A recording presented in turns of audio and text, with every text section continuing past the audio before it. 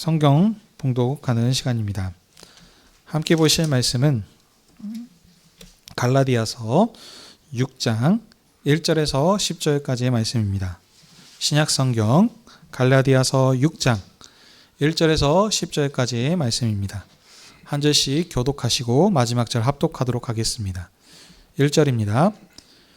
형제들아, 사람이 만일 무슨 범죄한 일이 드러나거든 신령한 너희는 온유한 심령으로 그러한 자를 바로잡고 너 자신을 살펴보아 너도 시험을 받을까 두려워하라. 너희가 짐을 서로 지라. 그리하면 그리스도의 법을 지향하라. 만일 누가 아무것도 되지 못하고 된 줄로 생각하면 스스로 속임이라. 각각 자기 일을 살피라. 그리하면 자랑할 것이 자기에는 있어도 남에게는 있지 아니하리니 각각 자기 짐을 질 것이니라. 가르침을 받는 자는 말씀을 가르치는 자와 모든 좋은 것을 함께하라. 스스로 속이지 말라. 하나님은 업신여김을 받지 아니하시나니 사람이 무엇으로 심든지 그대로 거두리라. 자기의 육체를 위하여 심는 자는 육체로부터 썩어질 것을 거두고 성령을 위하여 심는 자는 성령으로부터 영생을 거두리라.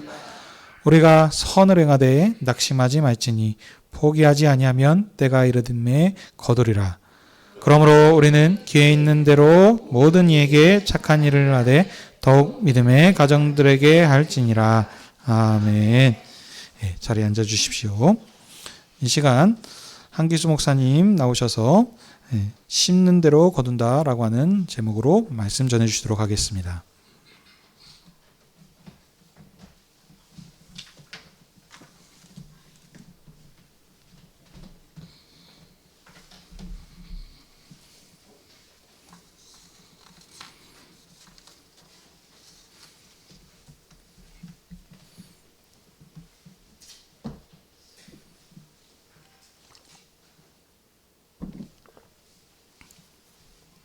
기도하겠습니다.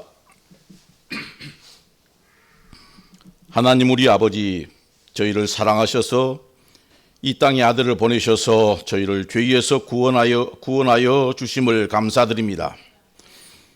교회의 머리가 되셔서 저희를 지체로 세우시고 성령님을 보내셔서 저희를 진리 가운데 인도하시며 깨닫게 하시니 감사드립니다. 내가 생명의 떡이니 나를 받아 먹으라 말씀하신 주님, 오늘도 영생하신 말씀을 저희가 듣기 원합니다. 강단에 세우신 종을 성령께서 사용하셔서 말씀을 전하는 사람이나 듣는 모두에게 아멘으로 받게 하옵소서. 예수님의 이름으로 기도합니다. 아멘.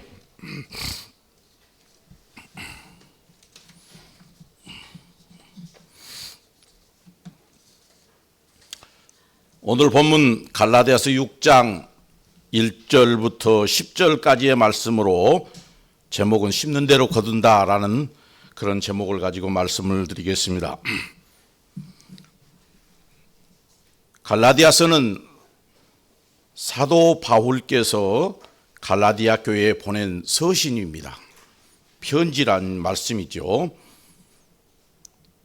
갈라디아 교회는 오늘날 지리적으로 보면 대략 지금의 터키 지역에 해당되는 이방 지역에 세워진 교회입니다.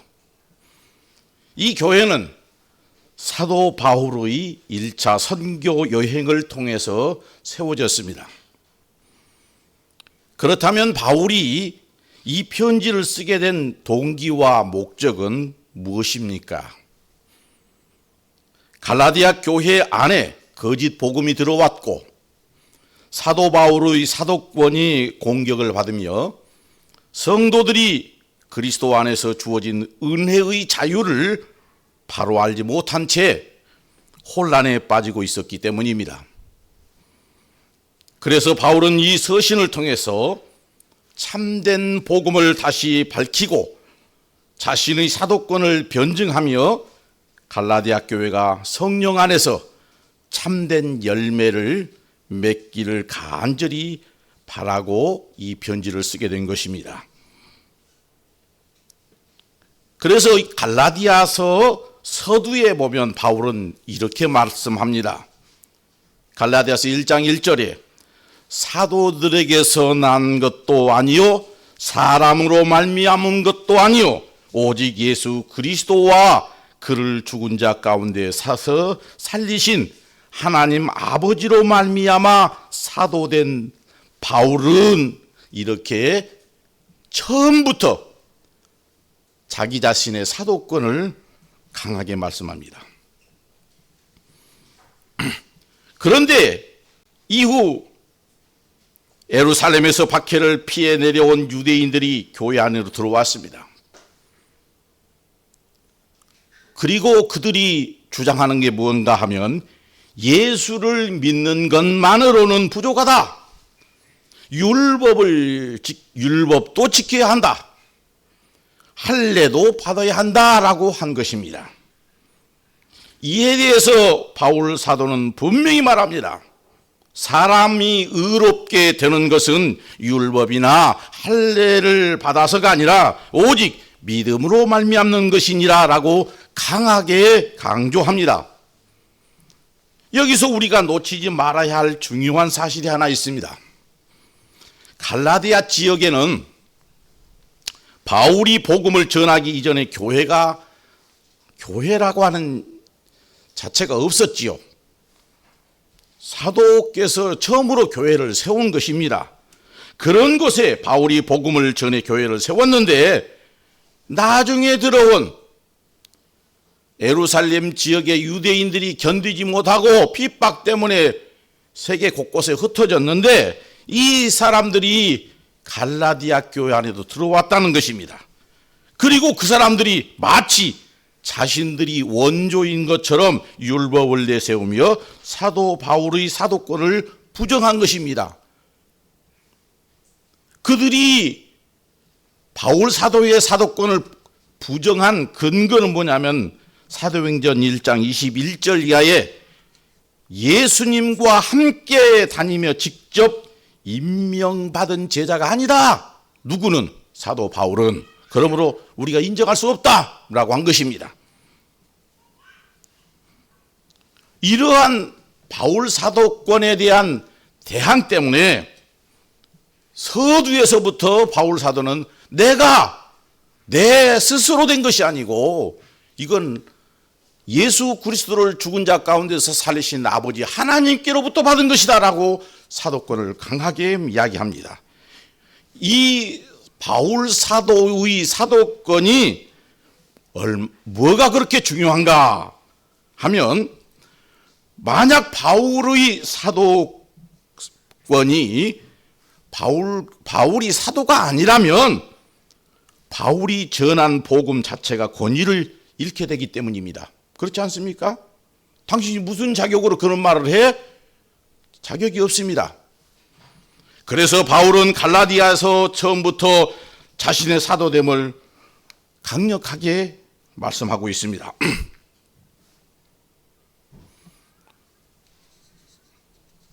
우리가 성경을 볼 때 구약과 신약 그럽니다. 구약은 옛 약속, 신약은 새로운 약속이지요. 내용으로 보면 구약은 한마디로 딱 말하면 율법입니다. 율법. 율법의 대표는 무엇이겠습니까? 십계명이죠. 그런데 이 십계명보다 먼저 주어진 법이 있는데 그게 무엇인가? 할례입니다. 할례는 요즘 말로 하면 남자들의 포경수술을 말하는 것이죠. 여자들은 관계가 없습니다. 왜? 구약 시대는 남자만 수에 해당되고 하나님 앞에 나갈 수 있었습니다. 그러므로 이런 할례를 하나님께서 명령하셨는데 창세기 17장에서 하나님께서는 아브라함에게 할례를 명하시며 이를 영원한 언약의 표로 삼으셨습니다. 내 언약이 너희의 살에 있어 영원한 언약이 되련다. 이렇게 말씀한 것입니다. 그래서 아브라함에게 명령하기를 너부터 하고 그 다음에 이걸 대대손손이 이어서 하라. 이건 영원한 법이니라 라고 하신 것입니다. 그러니 유대인들이 할례를 중요하게 여긴 것도 한편 이해가 됩니다. 하지만 여기서 우리가 반드시 주의해야 할 점이 있습니다. 성경에 기록되었다라는 말이 매우 중요하지만 성경을 언약의 흐름 속에서 보지 않으면 오히려 위험할 수가 있습니다. 각종 이단이 사이비라고 해야 될지 이단이라고 해야 될지 신천지 여호와의 증인 하나님의 누구 아버지 어머니 별것 다 나오지요. 이 사람들이 성경을 가지고 이야기합니다. 성경에 이렇게 기록되어 있다. 성경 가지고 이야기하지 않으면 그건 타종교입니다. 그런데 성경에 기록되었다라고 하는 이 말 때문에 많은 사람들이 현혹되지요. 예를 들어서 시편 14편 1절 53편 1절에는 하나님이 없다.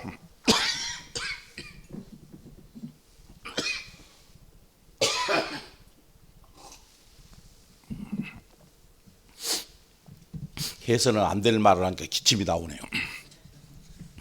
하나님이 없다라는 말이 기록되어 있지만 전체 문장은 어리석은 사람은 그의 마음에 이르기를 하나님이 없다 하는도다. 이것이 온전한 문장이지요.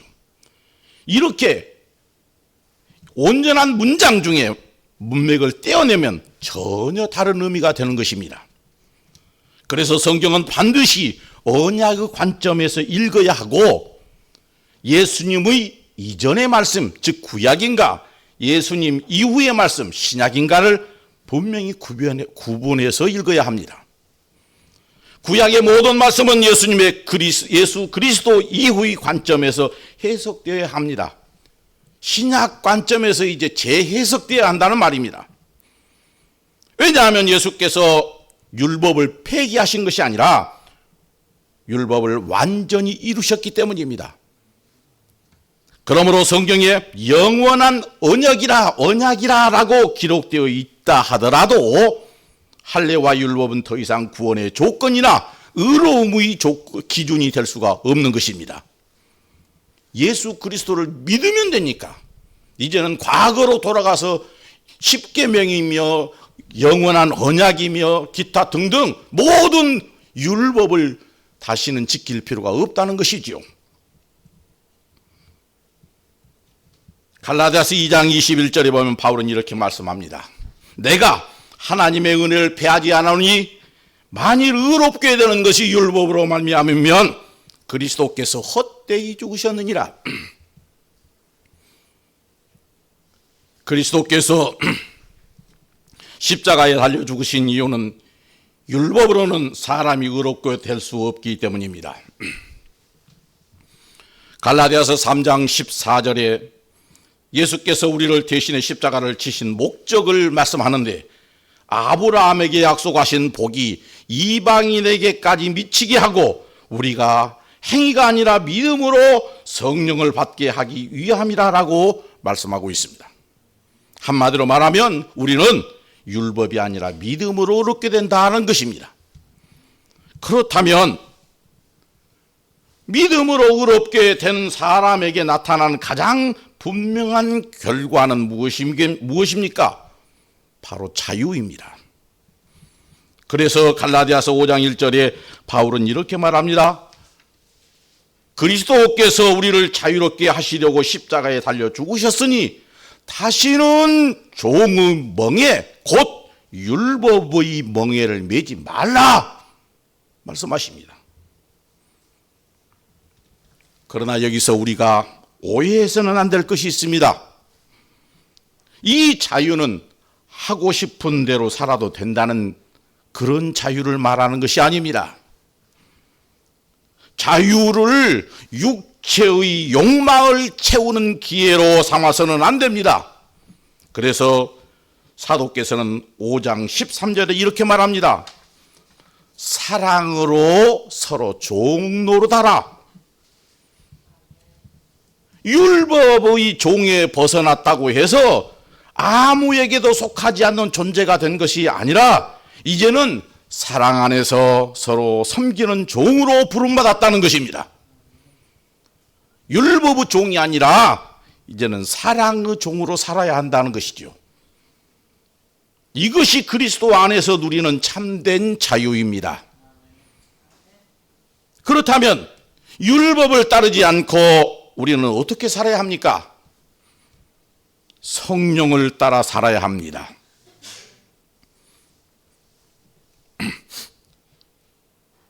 성령을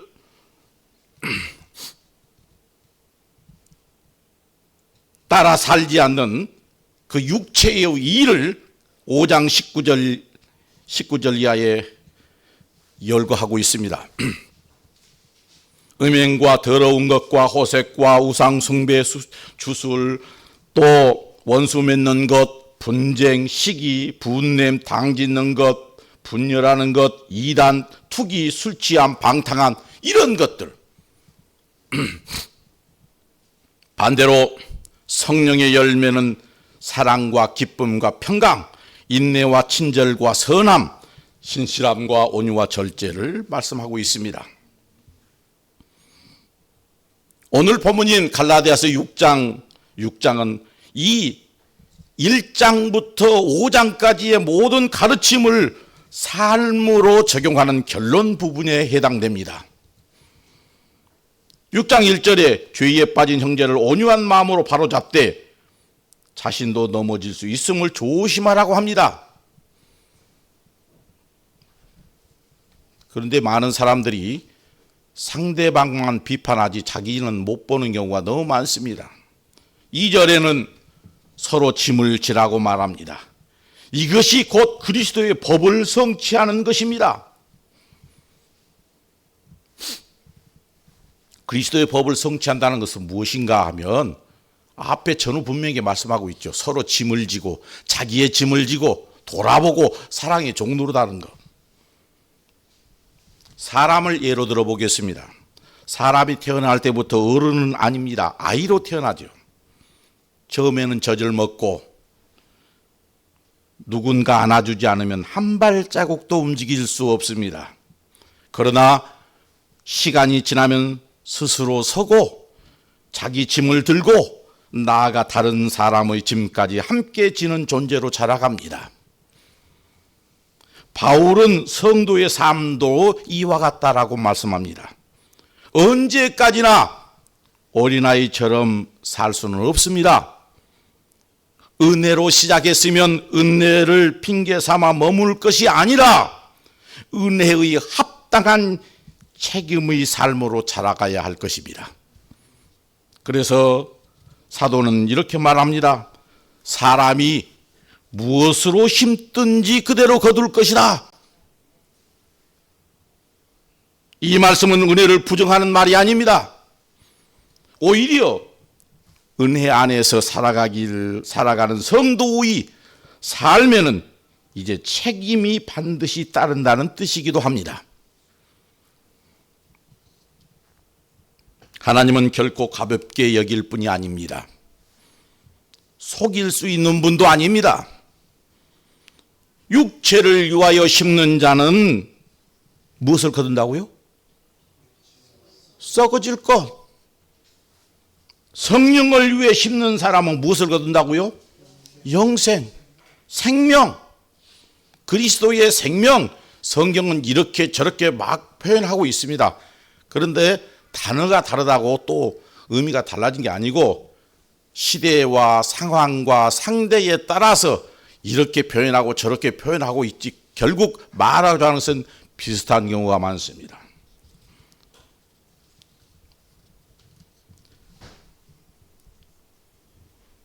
사도께서는 선을 행하되 낙심하지 말라. 선을 행하라. 오늘 본문에 말씀하고 있는데 바울께서 말씀하시는 이 선이란 무엇입니까? 그것은 처음 받은 복음, 곧 그리스도의 은혜에서 벗어나지 않는 것입니다. 그래서 갈라디아서 1장 6절에 이렇게 말합니다. 그리스도의 은혜로 너희를 부르신 이를 이같이 속히 떠나 다른 복음을 따르는 것을 내가 이상히 여기노라. 갈라디아 교회 성도들의 시작은 분명했습니다. 무엇으로 시작했습니까? 그리스도의 은혜로 시작했습니다. 그런데 다시 율법으로 돌아가고 할례를 받아야 한다고 주장하는 것은 복음에서 벗어나는 것입니다. 은혜를 저버리는 것입니다. 그래서 8절과 9절에 다른 복음을 전하는 자는 저주를 받을 것이라고 한 번이 아니고 두 번이나 강력하게 저주를 받아라, 저주를 받아라라고 경고하고 있습니다. 심각한 문제이기 때문에 이건 한 사람만의 문제가 아니라 교회 전체를 망가뜨리는 것이기 때문입니다. 오늘 이 자리에 모인 우리도 마찬가지입니다. 여러분 모두는 그리스도의 은혜로 구원받은 하나님의 백성입니다. 믿으시면 아멘 하시기 바랍니다. 믿으십니까? 은혜로 내가 여러분이 뭔가 조건 때문에 행위 때문에 잘나서가 아니라 은혜로 예수 그리스도의 구속하신 은혜로 말미암아 우리는 하나님의 백성 된 것입니다. 그러나 안타깝게도 오늘날에는 여전히 이 복음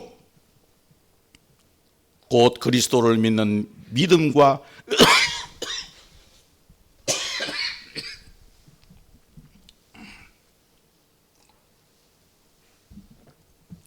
죄송합니다. 지금 목이 좀 안 좋아서. 예수 그리스도를 믿는 믿음과 은혜만으로는 부족하다라고 율법을 은연중에 요구하는 경우가 너무나도 많습니다. 예수를 믿는 것으로만은 부족하고 이것도 해야 되고 저것도 해야 되고 그래야 제대로 된 신자다. 봉사하라, 헌금하라, 직분을 맡아라, 특정한 신앙 행위를 해라. 하지 않으면 하나님께 인정받지 못한 것처럼 느끼게 만드는 것. 은혜로 시작했다고 말하면서도 끝은 행위를 증명하라고 요구하는 것이 오늘날 또 다른 율법이기도 합니다. 여기서 혼돈하지 말 것을 그러면 믿음으로 은혜로 했으니까 아무것도 안 하고 룰룰랄라 그렇게 하라는 이야기인가? 그 이야기가 아니죠. 은혜 받기 위해서 의인 되기 위해서 내가 무언가를 해야 된다라고 생각을 하거나 가르치는 것 이것은 아니라는 이야기예요. 그건 무언가 이미 은혜 받은 자로서 이미 의인 된 자로서 구원 받은 자로서 거듭난 자로서 내가 의인 되었기 때문에 구원 받았기 때문에 그 은혜 감사해서 내가 무언가를 하는 것이죠. 이것이 바로 복음적인 가르침입니다. 너 내 아들 아니냐? 너 하나님의 사람 아니냐? 하나님의 사람은 어떻게 살아야 되겠느냐? 본인이 깨닫고 나가 그렇구나라고 스스로 감사하고 감격하고 자원해서 하는 것이 바로 복음적인 교회 생활인 것입니다.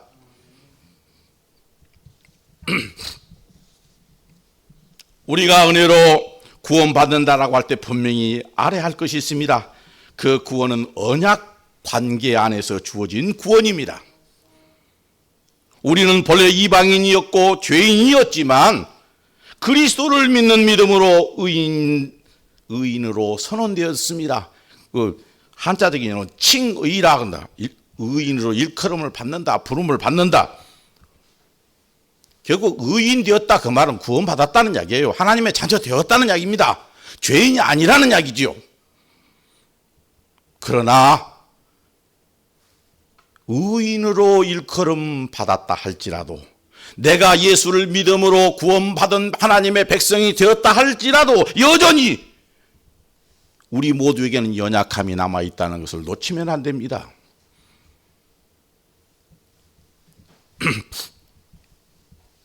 하나님께서 우리를 의인이라 하신 근거는 우리의 헌신이나 선행이 아니라 오직 예수 그리스도의 죽으심 그 은혜로입니다. 그러므로 형제의 짐을 지는 것, 말씀 사역을 섬기는 것, 오늘 말씀하고 있잖아요. 가르침을 받는 자는 말씀을 가르치는 자와 모든 좋은 것을 함께하라.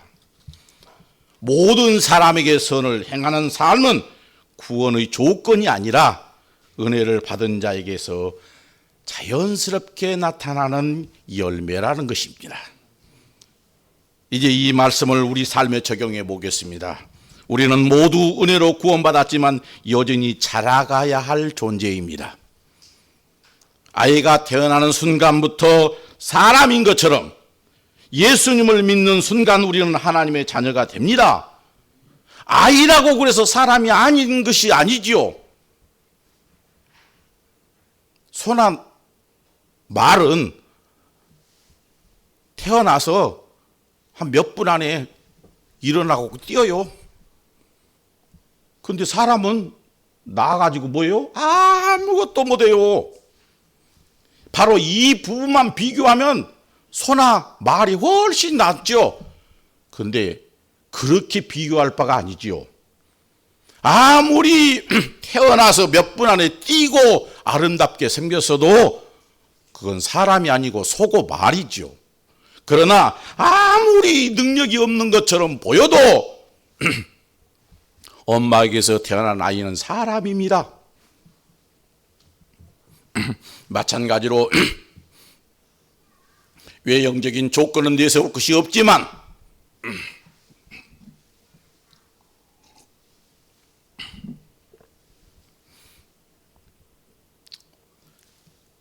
갓 예수를 믿음으로 하나님의 자녀된 사람은 흠도 많습니다. 능력도 없습니다. 하지만 누구라고요? 하나님의 자녀. 짐승이 아니고 사람인 것처럼 죄인이 아니라 의인, 하나님의 자녀라는 사실입니다. 그러나 성숙은 자라나는 과정 속에서 이루어져야 할 것입니다. 법적으로 어른이 되는 기준은 분명합니다. 현실적으로 만 20세면 성인이라고 부르죠. 그러나 현실은 다릅니다. 20살이 넘어도 철이 안 들면 얘기처럼 사는 사람이 많습니다. 나이는 어린데 철 들어가지고 어른스러운 아이도 있습니다. 사람이 철들었다고 말할 때는 자기 중심적인 태도에서 벗어나 책임을 지고 절제할 줄 알며 다른 사람을 배려할 때 그 사람들 가리켜서 철들었다라고 말하지요. 애기는 뭡니까? 배려? 없어요. 자기밖에 몰라요. 모든 세상 만사가 자기 중심으로 돌아요. 자기 중심으로 판단하고. 그가 애기입니다. 어른은 배고파도 참죠. 배고픈 사람 있으면 나는 배불러 먹어. 이게 배려고 어르고 철든 거 아니겠습니까? 주변의 사랑과 수고를 깨닫고 자신의 말과 행동이 부끄러웠음을 알게 될 때 사람은 비로소 잘합니다. 내가 그랬구나.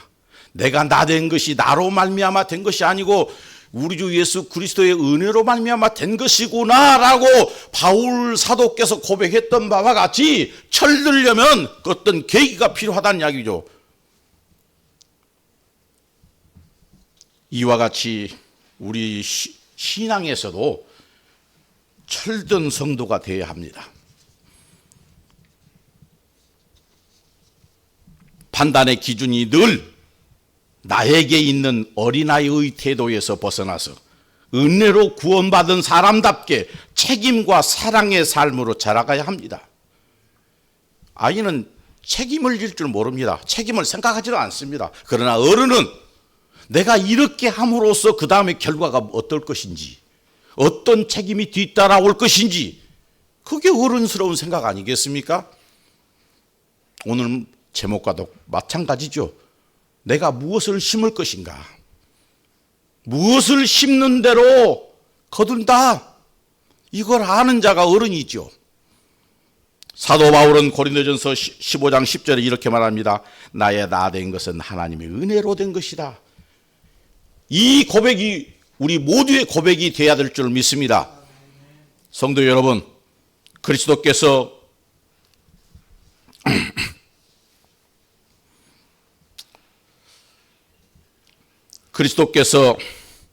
우리를 구원하시기 위해 치르신 값이 얼마나 큰지 잊지 마십시다.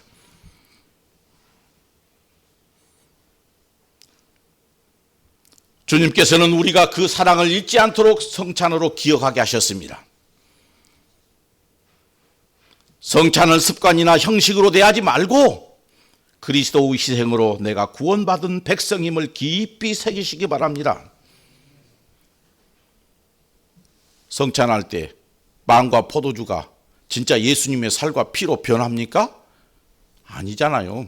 내가 거듭남으로 내 몸이 천사처럼 그렇게 변합니까? 아니지요. 언약 관계입니다. 언약 관계. 도덕적으로 내가 완벽해진 게 아니고 이미 일컬음 거룩해졌다라고, 너는 하나님의 자녀다라고, 어저께만 해도 미성년자였지만 내가 20세가 되는 그 순간 너는 이제부터는 성인이다. 이 자격을 바꿀 수가 없죠. 마찬가지로 성찬에 참여할 때에 내가 어떤 존재입니까? 거듭난 사람, 고백된 사람, 믿음에 고백된 사람이 참여하지요. 그러므로 나는 이제는 세상에 살고 있지만 내가 세상에 속한 죄인이 아니라 하나님 나라의 거룩한 백성, 그래서 그를 가르쳐 성도라 그러죠. 성도가 이 성찬에 참여합니다. 어떤 고백으로? 이 빵과 포도주가 예수께서 나를 위하여 주신 살과 피다. 그걸 기념하여 믿음으로 고백하며 참여하는 거 아니겠습니까? 그러므로 이제는 소돔과 고모라의 의인 10사람에서 망했던 것처럼 이 땅이 존재하는 이유는 바로 저와 여러분 때문임을 믿으시기 바랍니다. 여러분은 지금 세속적으로 일반적으로는 내놓을 것이 없을 수 있지만, 그러나 하나님 보실 때는 천하보다 귀한 그런 하나님의 자녀입니다. 그러므로 이제는 여러분이 숨쉬고 먹고 마시고 서 있는 모든 것이 귀한 것입니다. 새로운 것입니다. 여러분은 새 백성 되었거든요. 새 백성이 먹는 것은 죽고 썩어질 것을 먹는 것이 아니라 새로운 양식을 먹는 것입니다. 믿음으로 먹는 것입니다. 우리의 삶은 하나님의 질서 안에 있습니다. 학생이든 주부든 직장이든 전문인이든 우리는 모두 심은 대로 거둡니다. 이걸 잊지 마십시오. 그러니까 막무가내로 그렇게 살지 마시라는 이야기죠.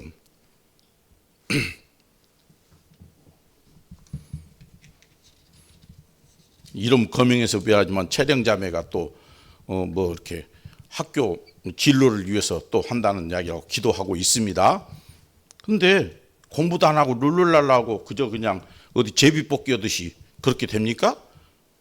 안 되지요. 예, 자기의 목적을 도달하기 위해서는 어떻게 해야 돼요? 열심히라는 것을 심어야 되죠. 열심히 심으면 소득이 있는 것처럼 이제는 육체를 위해 심지 마시고 성령을 위해 심는 삶이 되시길 바랍니다. 자기 십자가를 진다는 것은 주님과 형제를 위해 자기 이익을 내려놓고 기꺼이 짐을 지는 삶을 자기 십자가라고 합니다. 내가 잘못 심어놓고 담배 실컷 많이 피워가지고 폐가 다 망가져가지고 나중에 골렁골렁하면서 이것은 나의 십자가요. 말이 안 되는 이야기죠. 잘못 심어서 거둔 것이지요. 그러나 내가 고난의 길을 걷지 않을 수 있지만 오히려 주의 나라와 영광을 위하여, 형제를 위하여 내가 그 고난의 길을 걷고 양보하고 희생하는 것, 짐을 져주는 것, 이것이 십자가 아니겠습니까? 주님이 주신 십자가는 아무도 못 집니다. 예수님만 지시는 것입니다. 여러분이 감당해야 할 짐을 지십시오. 예수님이 지신 십자가는 인류를 위한 십자가입니다. 여러분이 무슨 인류를 위해 지십니까?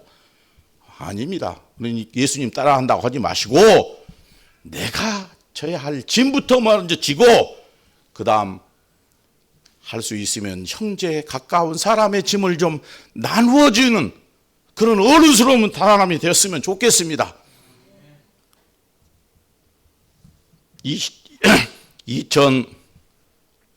2025년 이제 마지막 주이죠. 2026년에는 어린아이의 모습을 벗어버리고 성숙한 어른으로서 서로의 짐을 지는, 그래서 어른으로서 무엇인가를 심는 우리 모두가 되시기를 주님의 이름으로 축복합니다. 기도하겠습니다. 율법을 완전히 이루신 주님 감사합니다. 주님께서 십자가에 달리지 않으셨으면 저희는 영원히 죄의 종으로 살다 멸망할 것이었습니다. 그런데 십자가에 죽으시고 부활하시어 영생을 주신 주님, 그로 말미암아 믿는 자에게 하나님 나라의 백성으로 살게 하심을 감사드립니다. 2025년도 다 가고 이제 다음 주는 2026년인데 예수 그리스도의 은혜로 새해는 저희가 옛사람이 아닌 새사람이 되었으니 어린아이가 아닌 어른으로 살게 하여 주옵소서. 다른 사람에게 짐이 되는 것이 아니고 오히려 짐을 져주고 육체를 위하여 심는 것이 아니고 성령을 위하여 심는 모두가 되게 하여 성령의 열매를 많이 거두게 하여 주옵소서. 예수님의 이름으로 기도합니다. 아멘.